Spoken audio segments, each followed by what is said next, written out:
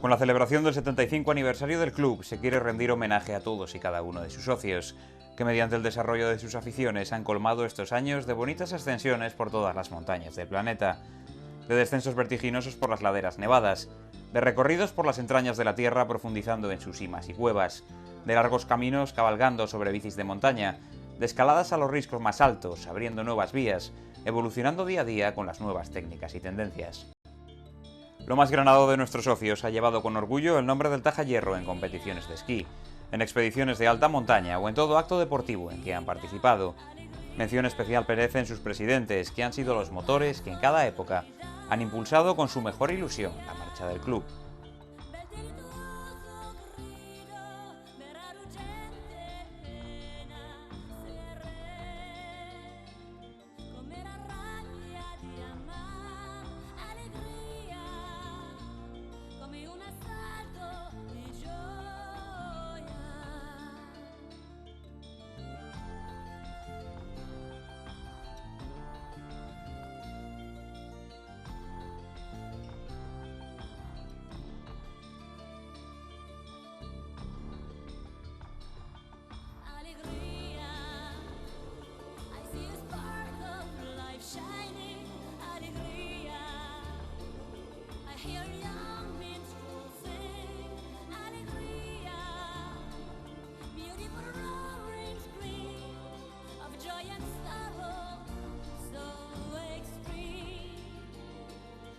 La década de los años 30 comenzó en España marcada por la agitación. El país se sumergía en la etapa de cambio político que desembocaría en la Segunda República tras el fin del régimen del general Primo de Rivera y la posterior caída de la monarquía. Lejos de aquel revuelo, dos jóvenes amantes de los deportes de montaña se propusieron pasar las vacaciones de Semana Santa de aquel año esquiando en la Braña de Palombera. Para ello, Fernando Bustamante Quijano y Manuel Suárez Inclán decidieron hospedarse en la Venta del Sordo, llamada así por su fundador, don Ángel de los Ríos, también conocido como el Sordo de la Torre de Proaño. Los días que pasaron en el albergue marcaron de tal modo a los dos muchachos que en ese preciso lugar se les ocurrió la idea de fundar un club para la práctica del esquí y el montañismo. Por esa misma época, en los altos del pequeño bar suizo situado en el número 13 del Paseo Pereda, los miembros del bautizado como Club Alpino Taja Hierro se reunieron para constituir la sociedad deportiva. Se nombró una junta directiva provisional de la que fue presidente Fernando Bustamante. Una de las primeras decisiones que se tomaron fue la de arrendar parte de la Venta del Sordo. El documento más antiguo del club que ha llegado hasta nuestros días es, precisamente, el contrato de arrendamiento de las dos habitaciones del albergue que el Club Alpino Taja Hierro ocuparía. El paso siguiente dentro de la estructura organizativa del club fue la redacción de los primeros estatutos, que fueron aprobados por el gobernador de Santander con fecha de 26 de enero de 1933. El primer punto de su articulado establece que la Sociedad Española Club Alpino Taja Hierro tiene por objeto el conocimiento de las cordilleras españolas, principalmente del sistema cántabro-astúrico y el fomento y desarrollo de la afición a la montaña.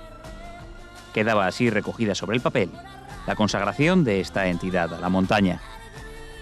2 temporadas después de su fundación, el club había adquirido ya unas proporciones considerables. El 2 de enero de 1934 se estampó la primera acta en el correspondiente libro. En ese acta número 1 quedaba constituida la junta directiva, con Julián Cuesta como presidente, y se establecía como domicilio social el bar suizo. El nuevo equipo directivo fue el encargado de organizar por primera vez una prueba deportiva, la Vuelta a las Cumbres del Valle del Cieza, que ganaron el 9 de septiembre de ese mismo año Alfonso Córdoba y Antonio Ortiz, tras recorrer los 25 kilómetros en 3 horas, 18 minutos y 30 segundos. Un momento señalado en la historia de la sociedad deportiva fue sin duda el mes de febrero de 1935. Por un lado, el club ingresaba en la Sociedad Española de Alpinismo poniendo el broche final a la etapa fundacional de la entidad. Por otro, el club alpino debía afrontar su primera tragedia deportiva. Extraviado, en medio de una fuerte ventisca en el puerto de Palombera, fallecía por congelación uno de los socios más antiguos. La pérdida del señor Zalduondo supuso un duro golpe para la entidad, que no obstante debía continuar su andadura. Por esa misma época quedó constituida una nueva directiva que no volvería a reunirse hasta 1939 por una cuestión ineludible: la guerra. El pulso que desde tiempo atrás venían manteniendo las dos Españas tuvo como desenlace el alzamiento militar del 18 de julio de 1936, que desencadenó el estallido de la Guerra Civil. En plena contienda, los socios del club defendieron sus bienes más preciados, sus esquís, pasándoselos de unas casas a otras para evitar que fueran requisados por los milicianos. A su vez, el tesorero de la entidad falsificó los resultados contables para salvar los fondos del club. Por fin, el 27 de octubre de 1939 a las 7:30 de la tarde, volvió a reunirse 4 años después la junta directiva del Club Alpino Taja Hierro. En esta ocasión con los salones del Real Club Marítimo de Santander como escenario. La economía de la entidad no atravesaba sus mejores momentos. Con el albergue de Palombera totalmente desvalijado, solo se recuperó la estufa. Y la existencia en caja de un total de 1.052 pesetas con 10 céntimos.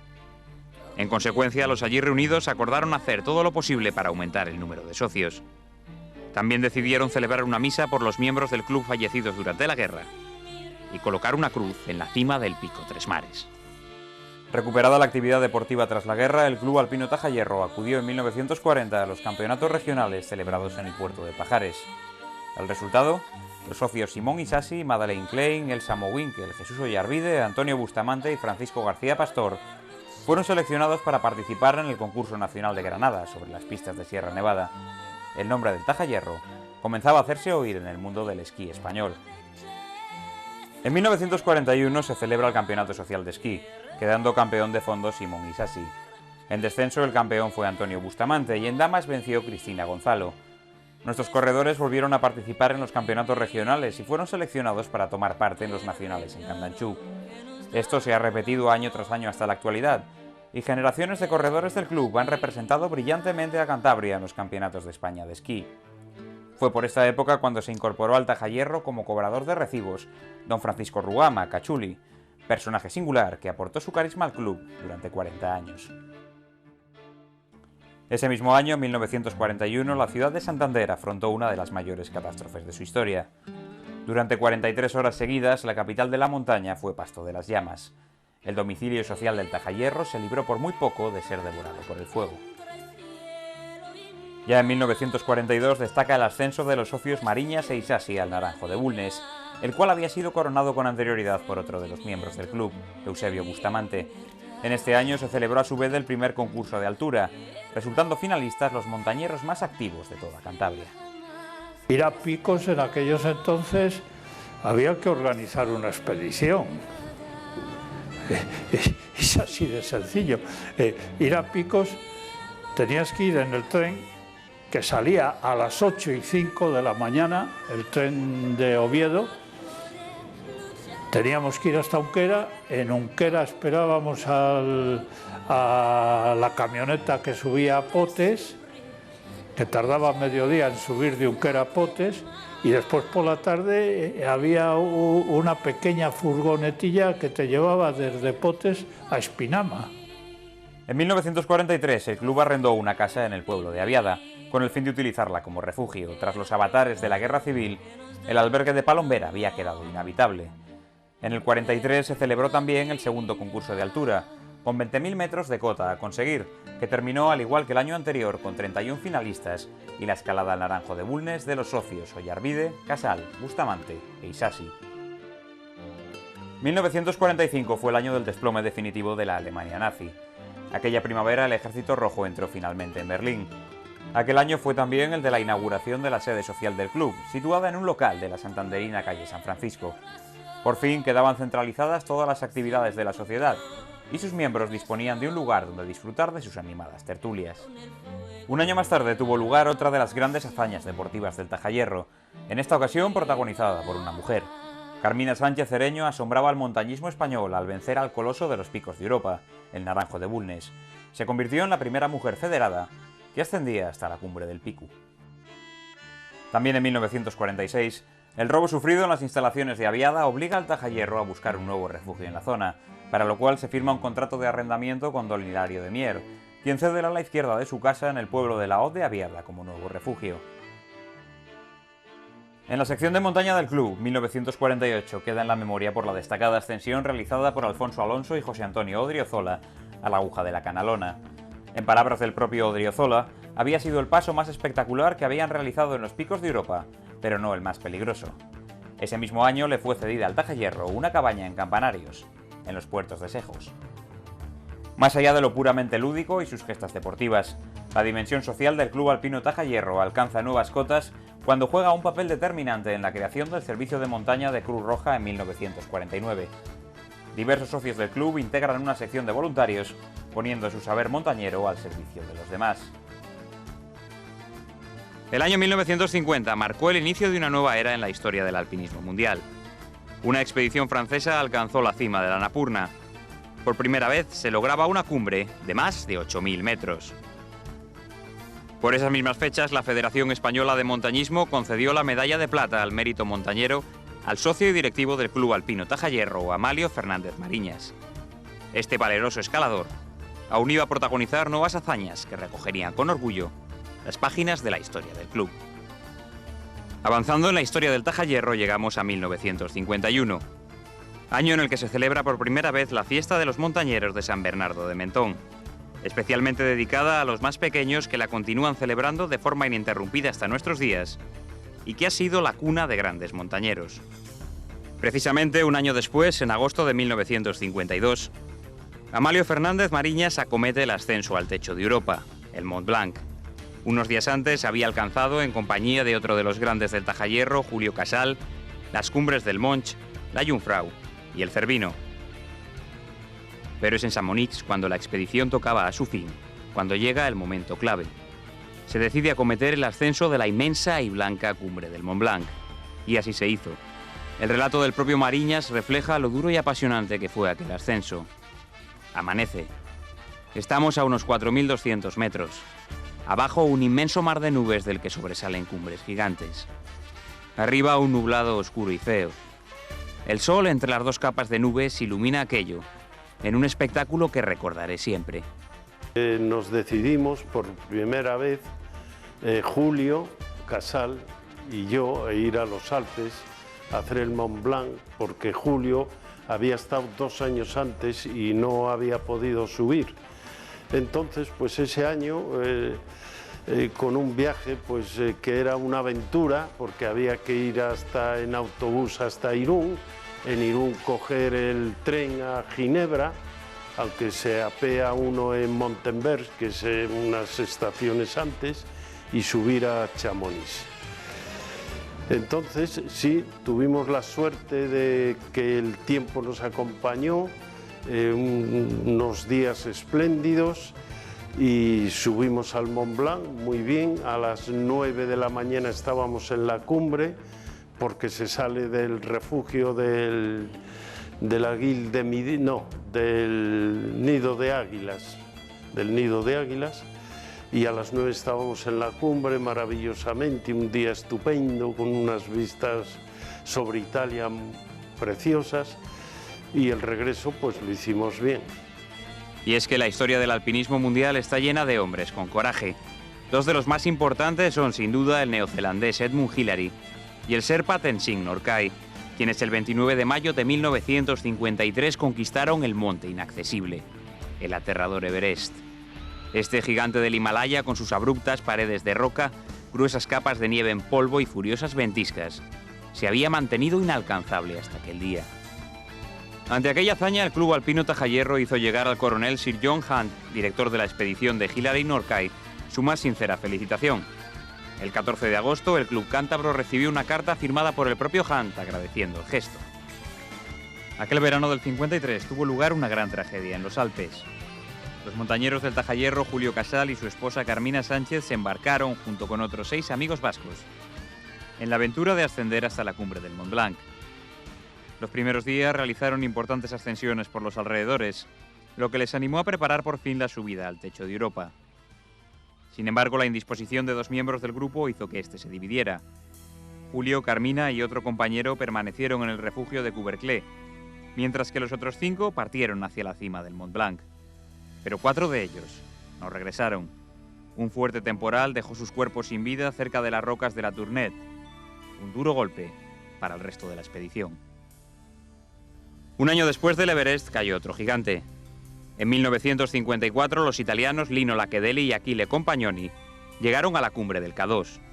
la segunda montaña más alta del mundo, en la mítica cordillera del Karakorum. Ese mismo año, otro de los grandes escaladores del Tajayerro, Julio Casal, obtuvo la medalla al mérito montañero por su brillante historial deportivo, que en los últimos años había incluido importantes escaladas en los Alpes. Entre ellas las que realizaron aquella temporada del 54 el propio Julio Casal, acompañado por Amalio Fernández Mariñas y Eduardo Rodríguez. En el mes de agosto ascendieron la majestuosa cumbre del Esecrán, alcanzaron la cabaña Marguerite a 4.559 metros en la cima de la punta Nifeti y escalaron hasta el punto más alto del Mont Blanc. Por esas mismas fechas se formó el grupo de alta montaña del club, presidido por Rodolfo García Amorortu.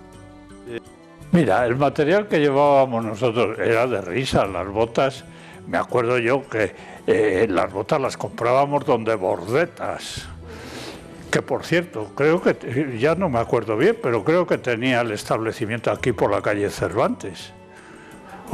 Bueno, pero ocurre que en aquella época estuvo Julio Casal, estuvo en los Alpes, y entonces pues trajo un morral que compró en Chamonix, que era, bueno, era el no va más, porque los morrales que había aquí pues eran auténticos sacos. Entonces aquel morral, que era un La Fuma, que era una marca en aquellos tiempos, el no va más, lo cogió mi mujer y ella, no sé cómo se apañaría, compró lona apropiada, compró los flejes apropiados, no sé cómo los consiguió, se puso en contacto con un guarnicionero para que le preparara las correas y hizo un morral totalmente igual que el que había traído Julio de los Alpes. En 1956 el Tajayerro celebró sus bodas de plata. Ya habían transcurrido 25 años que formaban parte de la historia de los deportes de montaña y nieve en Santander.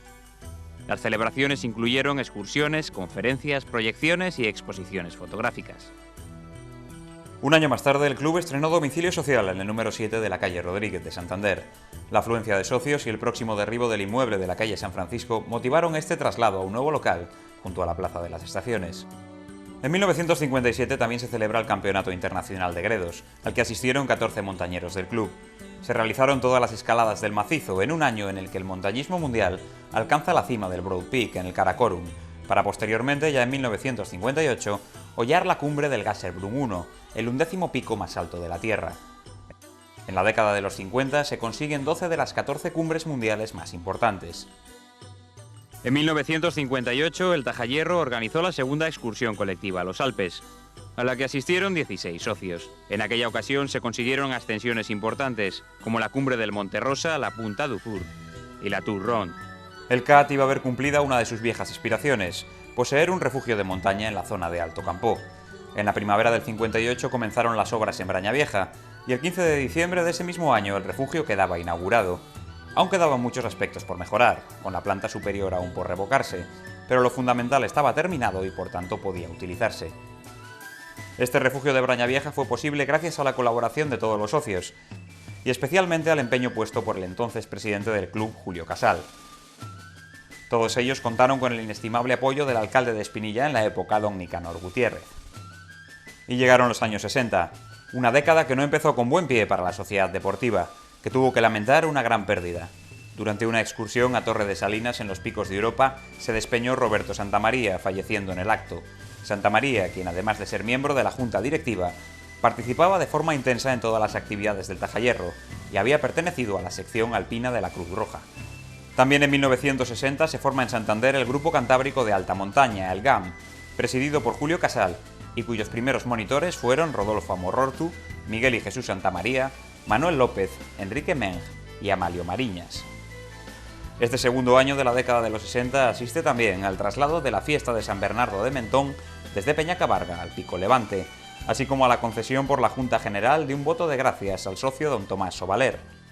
Sobaler ha sido el encargado de realizar todas las mejoras y mantenimiento del refugio de Brañavieja desde su construcción hasta el día de hoy, habiendo colaborado además en la construcción del de Vega del Naranco.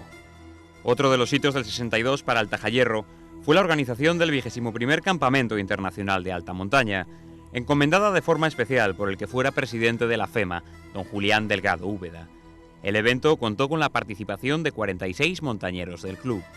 En 1963, los socios Jesús Saja, Cholo Bamonde, Luis Calzada y Javier Coterillo se las ingeniaron para inventar un rudimentario telesquí, que se instalaba durante el invierno en las pistas del Tubo y que en primavera desplazaban a los asnos. Ya en 1965, en las mencionadas pistas del Tubo, se coloca el primer telesquí de la Diputación Regional, un remonte que proporcionó durante años una actividad febril al refugio de Brañavieja, atendido por aquel entonces por Santos de Cos, a la sazón cartero de Aviada. Ya en 1967 surge una de las numerosas aportaciones del Club Alpino Tajayerro al esquí cántabro. En este caso a través de la labor del socio don José Torcida Marcó, promotor y primer presidente de la Federación Cántabra de Esquí, cuya junta directiva en este su año de constitución estaba compuesta en su mayor parte por socios del club. En 1968 la niña Conchita Baró quedó campeona de España de esquí alpino, venciendo asimismo en el campeonato internacional. En este año de la conquista de la luna, los socios del Tajayerro, con más modestia, llegaron únicamente durante el mes de diciembre a su nueva sede social de la calle del Rubio. En este mismo año se organiza por primera vez la prueba intersocial de esquí Gran Premio Tajayerro en la modalidad de descenso, quedando campeón Francisco Bahamonde. En 1970 cesa en sus funciones el que fue durante muchos años el capellán del club, don Liborio Ibáñez, tomando el relevo don Joaquín González Echagaray. En este mismo año es nombrado presidente de la Federación Española de Montaña don José Antonio Odriozola Calvo, socio del Tajayerro activo y querido, que ocupará el cargo hasta recibir en 1981 el nombramiento de vicepresidente de la Unión Internacional de Asociaciones de Alpinismo. Aún en 1970 se produce el multitudinario rescate en el Naranjo de Bulnes de Gervasio Lastra y José Luis Arrabal, en el que el CAT participó de forma efectiva. En este mismo año se celebra a su vez el segundo Gran Premio Tajayerro, con el triunfo en esta ocasión de José Luis Arrarte. Al año siguiente inicia su andadura de montaña el socio Gelo Cianca, que llegará a ser el montañero más completo de la historia del club, participante de numerosas expediciones, responsable de la apertura de infinidad de vías de escalada, dedicado al vuelo en parapente, las grandes travesías de esquí, la bicicleta de montaña y a un largo etcétera de desafíos, acompañado en numerosas ocasiones y apoyado en todas ellas por Marisa Torralbo. Pero 1971 queda también en los anales del Tajayerro por la llegada de la luz eléctrica al refugio de Brañavieja y por el otorgamiento a los señores Casal y Amorortu del título de Guía Nacional de Alta Montaña por parte del Ministerio de Turismo. La década de los 70 es pródiga en nuevos e importantes triunfos para el club. Las corredoras del Tajayerro, Conchita Baró y Ana Arrarte, arrasan en los campeonatos de España de esquí infantil celebrados en Panticosa en 1972. Conchita gana la combinada al haber alcanzado el segundo puesto en el slalom y el slalom gigante. Por su parte, Ana ganó el slalom y ocupó la segunda posición de la combinada. Apenas transcurrido un año, en junio de 1973, Gelo Cianca, Javier Torralbo y Jesús Fernando Rodríguez abren la vía al Espolón Sur del Ajero, en Picos de Europa, convertida actualmente en una gran clásica de la escalada en Cantabria. En esa misma década, desde 1974 hasta 1980, Nando López Alonso y Manolo Rubio desarrollaron una importantísima actividad de promoción del esquí, teniendo como base de alojamiento el refugio del club en Brañavieja, donde fueron cuidados y mimados por los magníficos guardas de la instalación, Angelines y Manuel, más de 2.500 niños. Ya en 1974, un grupo de montañeros españoles embarcó en la denominada Expedición Chimist. Su objetivo, el techo del mundo, el temible Everest. Entre los escaladores se encontraba el gran montañero del Tajayerro, Alfonso Alonso. Sin embargo, las malas condiciones atmosféricas impidieron a la expedición alcanzar la cumbre del gigante nepalí. Se quedaron a tan solo 350 metros de conseguirlo. Hasta ese momento, únicamente 28 alpinistas y 6 países lo habían logrado. Habría que esperar algunos años más para ver a un español en la cima del Everest. Mientras tanto, en la madrugada del 20 de noviembre de 1975 falleció Francisco Franco, sucediéndole a título de rey don Juan Carlos I. En ese mismo año, España se suma a los países que han conseguido superar cumbres de más de 8.000 metros, gracias a la ascensión al Manaslu de Jerónimo López y Gerardo Blázquez. Unos meses más tarde, en abril de 76, durante un campeonato celebrado en la Cueva del Linar, un grupo de amigos decidieron asociarse y crear el Grupo Espeleológico de Santander, el GES. Un año después se integraron dentro del Club Alpino Tajayerro, Fue entonces cuando atacaron el primer objetivo de cierta envergadura, el descenso de la cima de la Arenosa, con una profundidad de 200 metros. La expedición resultó un éxito. Otro grupo de intrépidos socios del Tajayerro partió el 25 de junio de 1977 en un Land Rover con destino a las montañas del Atlas. Este sistema montañoso, situado en el extremo noroccidental del continente africano, atraviesa la mitad sur de Marruecos y se extiende hasta Argelia y Túnez. El objetivo de la expedición era alcanzar el Jebel Toubkal, el punto más alto del Atlas, con 4.165 metros de altura, y por lo tanto el más alto de Marruecos y del norte de África. En el mes de octubre de 1978 fue inaugurado en la Vega del Naranco el refugio Amalio Fernández Mariñas, llamado así en honor del socio y montañero del mismo nombre fallecido 2 años antes. Ese mismo año los montañeros del Tajayerro, Gelo Cianca y Marisa Torralbo participaron en la expedición cántabra al Hindu Kush. Aquel mismo año la sección de espeleología del Tajayerro se propuso una meta arriesgada, el descenso de la cima de la Garmaciega de 970 metros de profundidad, la cuarta más profunda del mundo. Los antecedentes eran poco halagüeños, pocos grupos habían acometido el proyecto y varias expediciones nacionales e internacionales habían fracasado en el intento. El equipo del Tajayerro lo consiguió convirtiéndose en el primer grupo de Cantabria, el segundo de España y el tercero del mundo que realizaba tan complicado descenso. Concluyendo ya una nueva década de la historia del CAT, en 1979 se crea la Escuela Cántabra de Alta Montaña, siendo el carné número 1 para Rodolfo Amorortu. En el apartado deportivo, el inicio de la nueva década estuvo marcado por un nuevo hito montañero. Martín Zabaleta se convirtió en el primer español en pisar la cumbre del Everest. El descenso fue épico, sin apenas oxígeno y con las fuerzas muy mermadas. Mientras tanto, el Club Alpino Tajayerro se vestía sus mejores galas para celebrar su 50 aniversario. Entre los actos conmemorativos se organizó una excursión denominada Ruta de los Fundadores, un homenaje a aquellos primeros socios que iban hasta la Venta del Sordo. Allí jóvenes y veteranos celebraron una comida fraternal. También por esas fechas se editó el libro Club Alpino Tajayerro 1931-1981, elaborado por Elías Iglesias. Los montañeros del club tuvieron una intensa actividad también en 1983. Gelo Cianca y José Rubio efectuaron la primera y hasta el día de hoy única ascensión cántabra a la mítica pared norte del Eiger. Una pared vertical de 1.500 metros de altura. No en vano, esta montaña de los Alpes suizos de 3.970 metros de altitud se ha ganado el apodo de El Ogro. Pasamos a las 12 de la tarde del mediodía por la cumbre y tardamos otras 12 horas en bajar de la pared, o sea, de la vía, porque no conocíamos el regreso. Había unas huellas que perdimos y estuvimos toda la noche bajando, entrando al glaciar, bajábamos las retas, las grietas las rapelábamos, salíamos escalando hasta que llegamos a la estación superior del tren. Un nutrido grupo de socios organiza la expedición Techos de África, consiguiendo la primera ascensión cántabra al Monte Kenia. En este mismo año, la sección de espeleología consigue ser la primera nacional en lograr la cavidad Cuivo-Mortero de menos 530 metros. El año siguiente lograrían superar en Málaga la cota menos 1.000 metros, siendo el primer grupo cántabro en conseguirlo. En 1984, la prensa local destacó que una cordada compuesta íntegramente por mujeres alcanzó la cumbre del Naranjo de Bulnes. Así fue. Nuestras socias Lourdes Pintor, Azucena Rodríguez, Encarna Bariturioz y María Ángeles Toca causaron asombro y expectación a la sociedad cántabra con su escalada. La sección de espeleología realiza este año una de las experiencias más espectaculares y de mayor repercusión nacional, la nominada Operación Jonás, consistente en encerrarse voluntariamente 250 horas en una cueva, llevando a cabo importantes experimentos. En 1986, la actividad montañera más destacada la protagonizaron Jaime Izquierdo, Nicolás López y Javier Sáenz, al escalar el espolón Cassin, la Vía Gueufá de la Rue de Midi y la Rue du Grand Capuchin.